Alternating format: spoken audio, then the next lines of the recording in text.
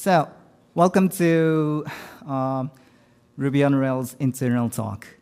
This is titled Ruby on Rails Hacking Guide, which is deeply inspired by Minoru Aoki's legendary Ruby book titled Ruby Hacking Guide. So before we get started, let me just introduce myself. I'm Akira Matsuda, Matsuda on GitHub and Twitter. I'm a committer of Ruby and Ruby on Rails projects, and I'm from Japan. As an individual on GitHub, I created a pagination library called Kaminari, and activedecorator, actionargs, and etc., such libraries. As a Rails committer, I'm ranked here in the bottom, like 27th. I've done 374 commits so far, and since I made my first commit about 6 years ago. I initially titled this talk as Ruby on Rails Hacking Guide, but I slightly changed my mind after I listened to DHH's keynote. This talk should be titled like Ruby on Rails Reading Guide, since we're actually going to spend the whole 40 minutes just for reading the whole framework code. And I'm not going to talk anything about like science, but it's like reading a novel, reading a story. So why should we read Rails? I think we have three big reasons here. Firstly, as DHH defined, we're software writers, and you need to read a lot in order to be a good writer, right? This is obvious. So we need to read Rails to be a good Rails programmer. And if you don't understand any piece of code in your application, that means you don't really understand your application. So don't let a magical piece of code exist in your app. I know that Rails applications are filled with such magics, like, for example, like this. It's such simple, just one line of Ruby code in just one method. But it really does a lot of things for you, right? But we need to be able to explain why is this controller inheriting from application controller inheriting from action control base, or how the HTTP request actually calls this index Ruby method, or why are we setting this user's relation into a controller instance variable, etc., etc. Or think about this example. This is a typical Rails-ish DSL. This reads good. It's pretty straightforward for readers as a documentation, but you're not an application reader, right? We're application writer. So you have to write this, and as a writer, you don't usually write what you don't understand what it means, right? So a question. What is this Rails application routes draw or get in the second line? Looks like a method call taking a hash parameter. What is it doing? Who here actually knows what's going to happen with this code? Can you explain?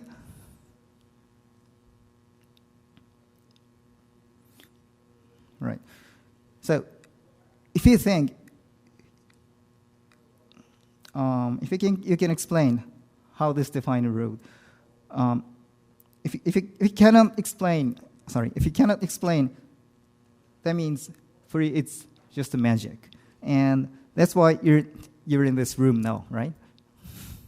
So, you'll soon get to know what the get means. As the third reason to read Rails code is because Rails has many bugs. So as I told you, I patched a lot. And mostly I patched Rails because I hit bugs in my production application.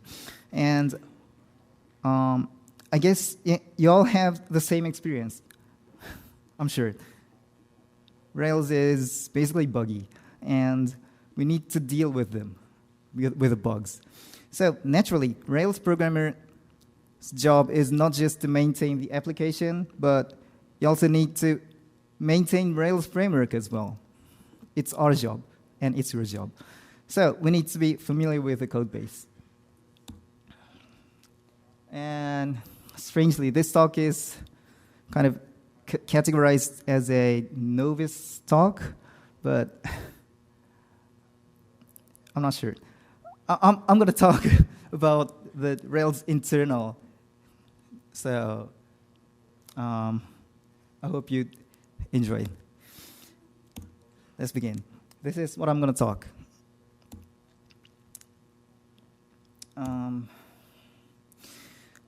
So first of all, Ruby on Rails is a open source software on GitHub. There's no C extension inside. So, I mean, there's no C code, 100% Ruby. That means if you're a Ruby programmer, you just can read it and you can write it if necessary. You can get its source code in here by git cloning from GitHub. By the way, here's a tiny tip.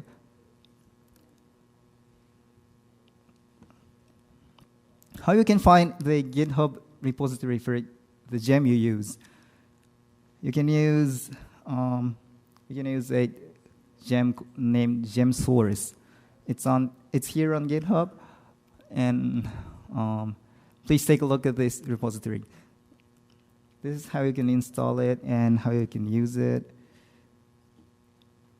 I'm not going to explain here, but so what this does is, after this gem installed, it will automatically git clone this source from GitHub repository. So you need not to memorize the author's name, or you don't need to search on GitHub. As you gem install, it automatically gets the code from GitHub. It's so useful for social coders.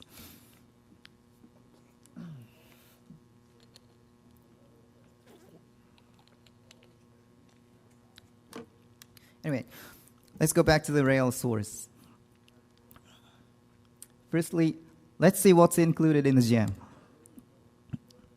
To know what's included in the gem, take a look at the gem spec. So this is taken from the file Rails gem spec. Here it defines the files included. It looks like it doesn't really include any program, just documents, right? And you can find these declarations, a bunch of add dependencies. So that means Rails has no code inside, but instead it defines several dependencies. It means that this is a meta gem, meta package to install these 7 gems, right? And these 7 gems are in the Rails repository.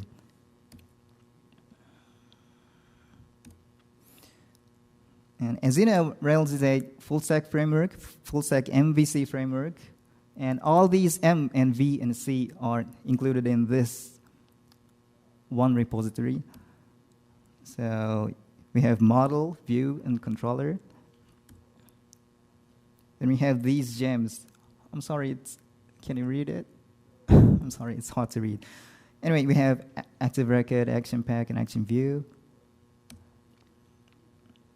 And this is something called model. And these are views, and these are controllers. So Rails gem is a meta package that depends on these 7 gems.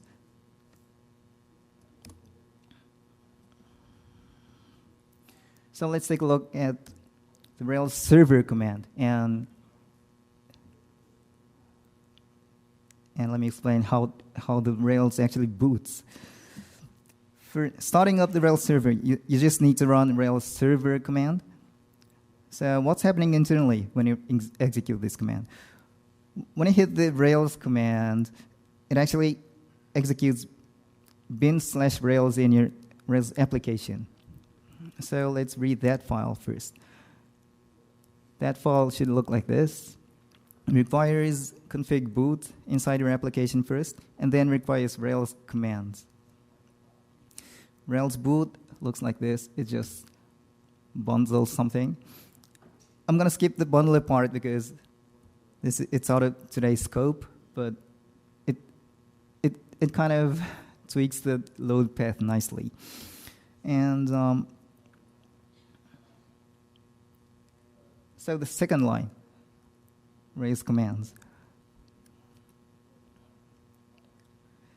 It requires Rails commands. So where is Rails directory? You can find Rails directory in the Railsize gem. There's a gem called Railsize, which I didn't explain. So next chapter is about Railsize. What actually Railsize is? Railsize is a very wisely crafted tiny library initially created by Yehuda Katz and Carl Lurch. So let's dive into it. Here's the gem spec. The gem spec says this is about Rails internals. And the gem spec shows that now this gem includes some libraries, Ruby files. Actually, it includes like this. So when you step inside the Railsize lib directory, you'll see these one directory and one file called Rails.rb. So there's the Rails directory. And this is how Rails commands.rb look like in the Railsize gem. It requires commands task and then invokes a command task with a given command name, argv, right? In this case, server, right? So this is a file named commands-task.rb.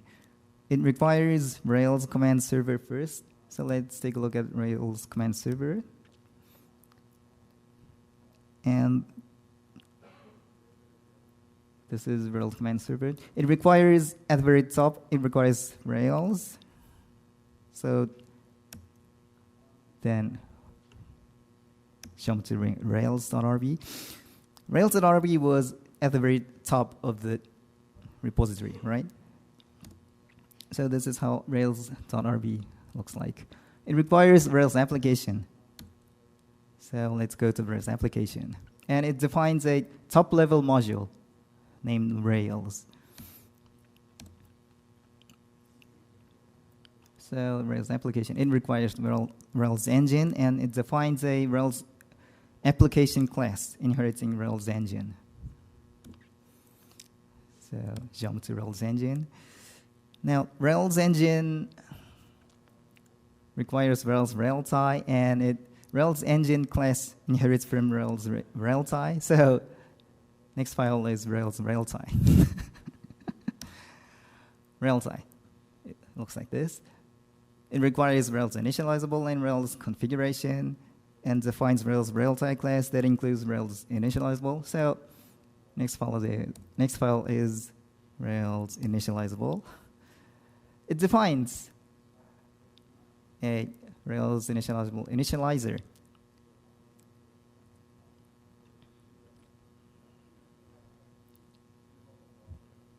So what we learned so far is Railsize defines these core classes like application, engine, Railtie, initializable.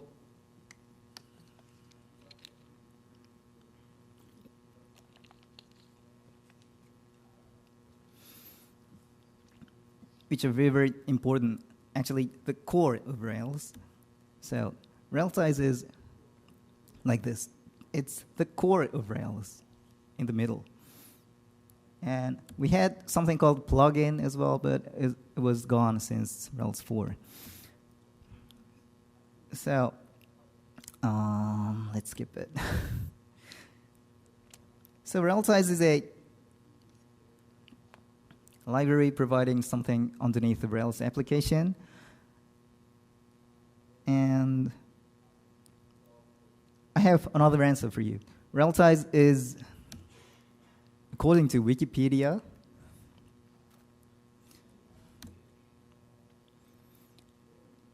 this is the definition of something called railroad tie. It's a rectangular piece of wood which is laid underneath the rails, sometimes called sleeper, railway sleeper. So this is Railsize. Consider it. The applications are like the trains that run on rails, and Rails is the framework, and Railsize is something lies underneath the Rails framework. This is why they named it Railsize, I guess. This is a beautiful metaphor, isn't it? So how does it work? Or how can we use it? This is how it's worked. You can git grep in the whole Rails repository, and you can find some uses of Railsize. These are in not only in Railsize directory, these are in mailers, active record, action pack, blah blah blah. We're gonna take it up. So let's take a look at it like this. So each component has its own Railsize inheriting from Rails Railsize like this. This is how we use Railsize. So Railsize is not only in the core, but we can find Railsize everywhere. Railsize. It's inside each component, right? And so this is what's written inside the Railsize class. It has mainly we see two kinds of class method called config and initializer, right? These are class method called to Railsize class. So what's config? This is the definition. Railsize config creates something, instantiates something like Railsize configuration, and so config is an instance of Railsize configuration. Railsize configuration is something like this. It has one missing method, and it accepts any method call and just stores the given name and arguments and block into a class level hash. So what is initializer? Initializer looks like this. It just keeps the given block as a proc instance with a name, with a given name. Right?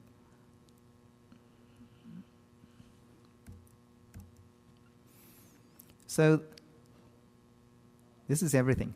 This is what Railsize is doing. It sets some values via config method call and initializer method call, and to use them for the later use.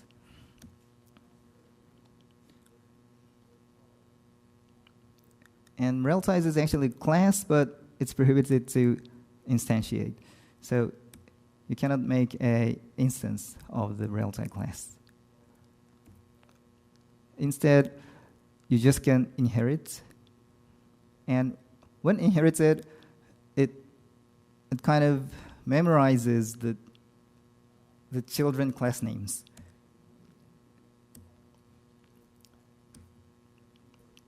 So this is a summary of what Railtie is doing. Railtie is a core of Rails that provides Railtie engine application, etc. And we can find Railtie in other Rails components like active record, action pack. And a Railtie can keep config and initialize the values. And Railtie ties up these Railties. All right.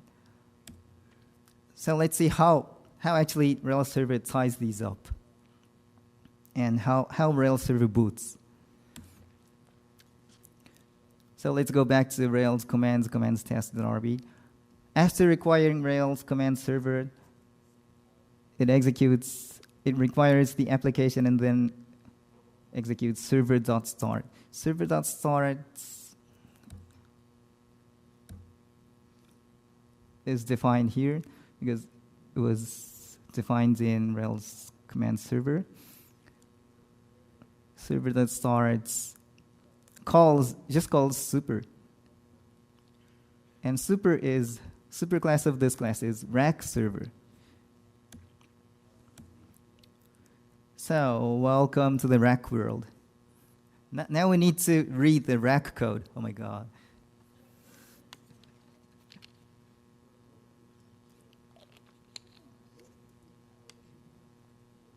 But this is not rack hacking guide, so I'm just going to skip it.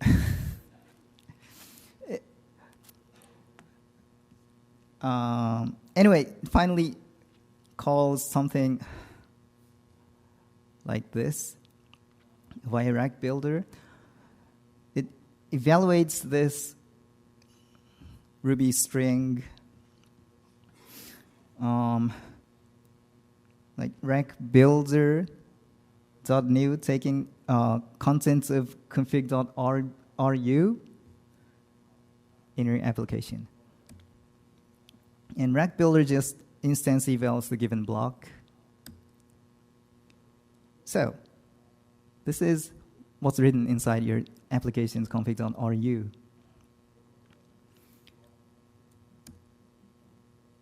It requires config environment.rb first and runs Rails application.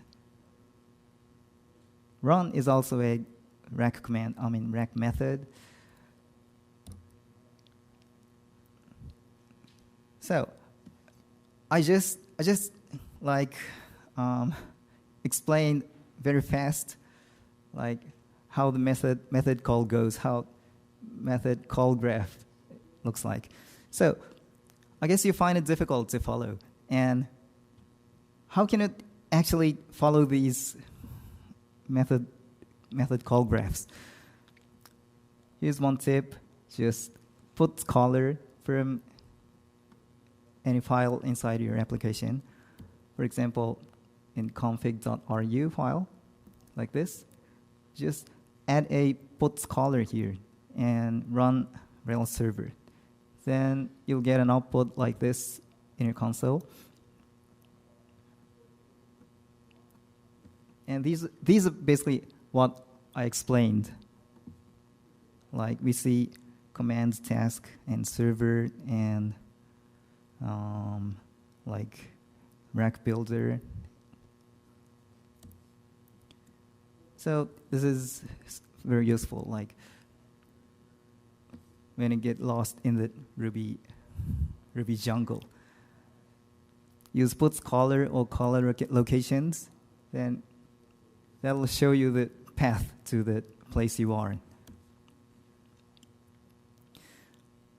All right, anyway, the config.ru file requires config environment RB, and this is, as you know, what's written inside the config environment RB. It requires config applications.rb and calls Rails application initialize. So Rails application initialize is the very, very important method, as you may notice because it has an exclamation mark. This is what's written in application RB. Since Rails 4.1, it really has nothing in its class. But but it defines a class called application inheriting from Rails application.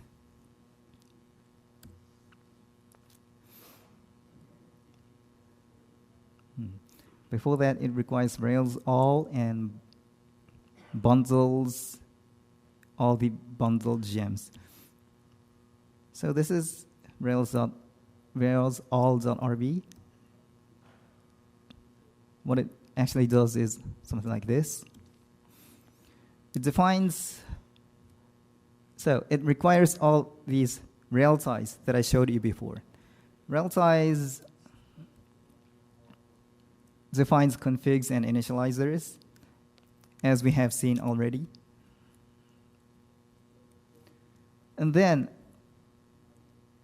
we call Rails application initialize exclamation. So we define initializers here and load all initializers and then initialize exclamation, right? So this is the initialize method. It run initializers and run initializers. It calls run method for each initializable object in the initializers collection. So initializable looks like this. Run just executes the given argument. I mean, instance executes the stored proc inside the same context, right? I mean, in this case, @context is actually the application instance. So it just instance executes the stored procs in the initializers in the application's context. So I said initializers collection. Initializers collection is this. And initializers. So initialize, yeah, rel size initializers was created like this. So what's in the initializer collection is instances of Rails initializer, initializable initializer, which each initializer just holds a proc instance, right?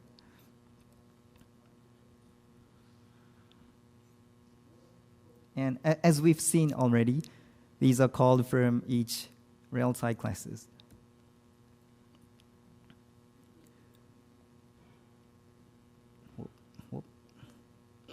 So this is what initialize do. And so let's go back to the server. As we've seen, the start method calls super. I'm sorry, I'm skip this. So summary. So this is what the Rails side does for booting up the Rails server. Finally, it runs Rails application in config.ru. Do you remember? It's written in config.ru file.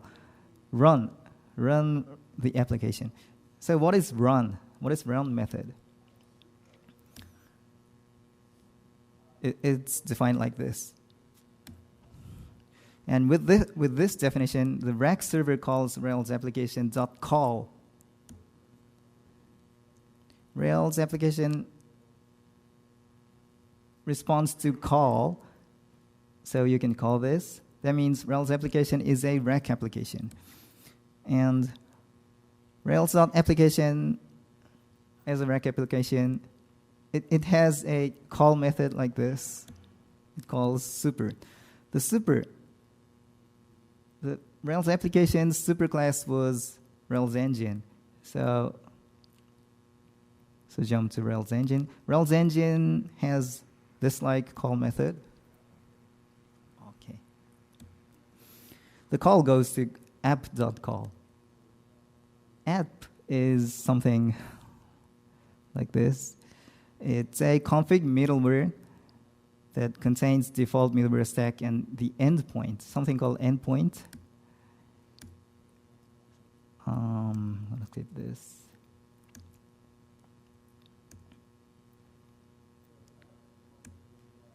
So what's the endpoint? Endpoint is a route. Route is a action dispatch routing route set by default. Okay. So the next thing is routes. Route is usually defined in config routes.rb like this. So let's think of this simple route. Rails application route is a action dispatch routing route set. It's defined here in action dispatch gem. Action pack gem in action dispatch directory. It also responds to call, as it's a rack application. And call goes to router.call. Router is defined like this: journey router new. So router is a journey thing.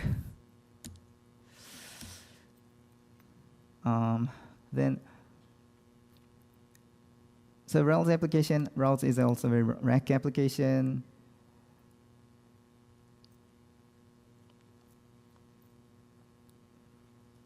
That defines endpoint.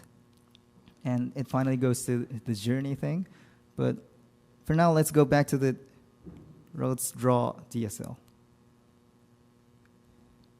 Here. So routes draw is defined like this. It just evaluates the given block in a action dispatch routing mapper. So this DSL actually calls action dispatch routing mapper get method, right? And get method is like this. It calls map method calls match calls decomposed match, and decomposed match calls add route. So anyway, it finally goes to mapper add route. And mapper add route calls mapping.toRoute. And add route returns finally, it returns a journey route. And then adds the given, the created route into the collection. Journey route collection. So this is what the journey does. And what's this? Yeah, it finally calls mapper to route, mapping to route. So to route is defined like this.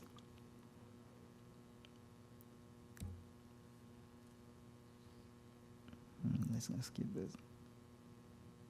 It just returns the given app parameter, which was the endpoint given into the method parameter.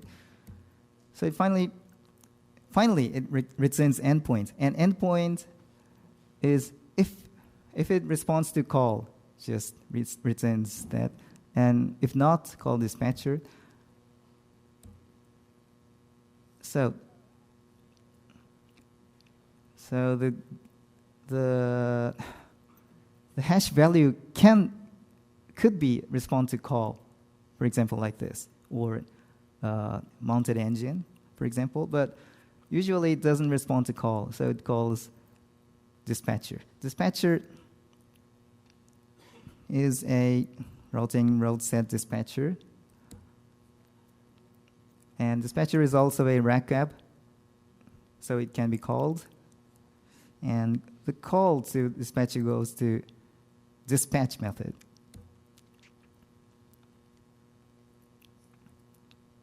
dispatch.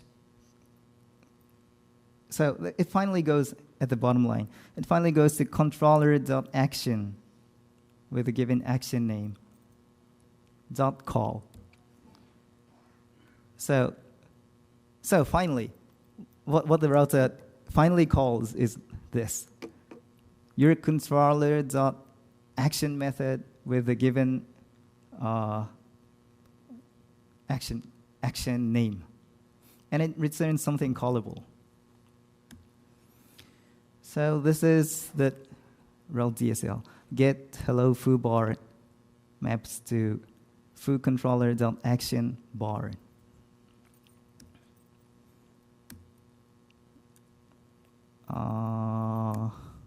This is about journey, and I think I had no time, so I'm going to skip this.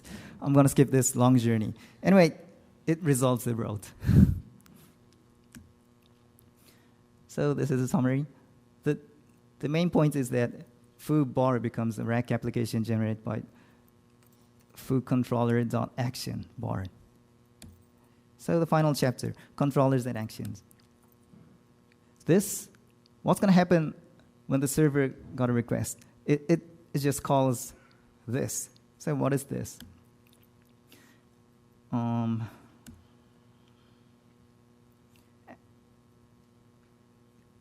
Firstly, the action method is defined like this. It calls the new.dispatch inside the block. And new means controller.new. So dispatch method creates calls set response and then calls super. So what this dispatch method does is creates Rails response object. And then dispatch method then creates request object.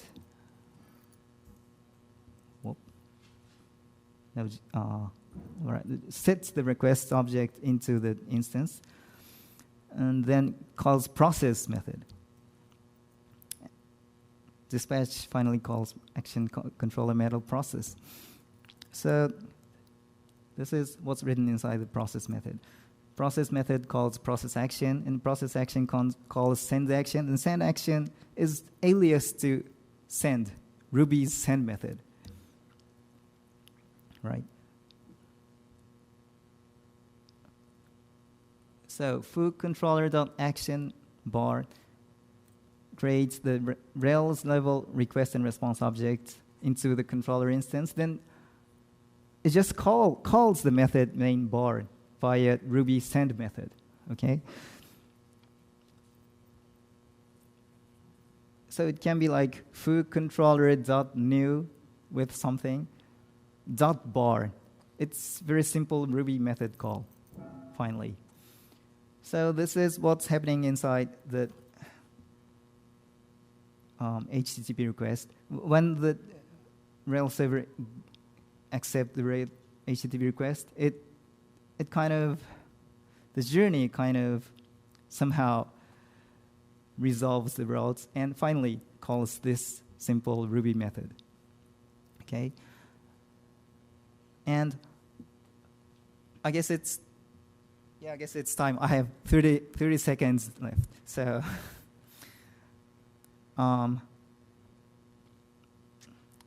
obviously there's more and more topics about Rails internals, but unfortunately I just had 40 minutes. 40 minutes was not enough to talk about like active record internals or helpers or action view, action controller, and these things. So this is the end of my talk, but I'm kind of planning to write a book titled Ruby on Rails Hacking Guide. So hopefully I'm planning to write it in Japanese first and then translate it into English later. So hopefully you can find it like next year maybe. And yeah, I'm write everything in that book. So please wait until the book is coming. Thank you very much.